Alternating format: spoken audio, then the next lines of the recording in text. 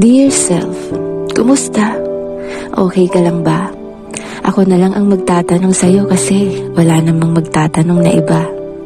Ako na lang ulit ang mag-uusisa kung talagang okay ka ba.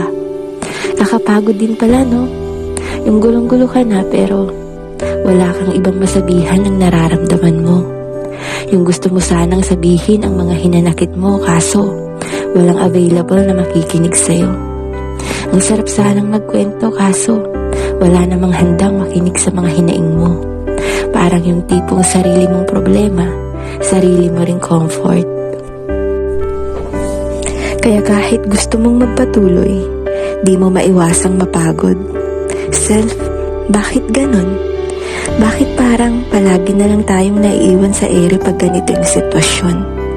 Bakit tila walang nakakaintindi? Bakit parang walang may paki? Bakit palagi na lang nilang inaakala na di tayo naapektuhan? Bakit tingin nila na di tayo nasasaktan? Bakit di nila nakikita na may lungkot sa ating mga mata? Bakit di nila mahuli-huli na may halong pagpapanggap ang ating mga ngiting ipinapakita? Nakakapagod na kasing magpanggap. Nakakasawa na kasi minsan na magkunwaring palagi tayong matatag. Alam naman kasi natin yung totoo, yung katotohanang nahihirapan na rin tayo. Kaso, kahit hirap na tayo, wala man lang nagtatanong. Walang may pake kung totoo ba talagang maayos ang kalagayan natin ngayon. Nakakasawa na rin maghintay na may magtatanong na, kumusta? Kaya pipilitin na lang natin maging okay, wag na lang umasa.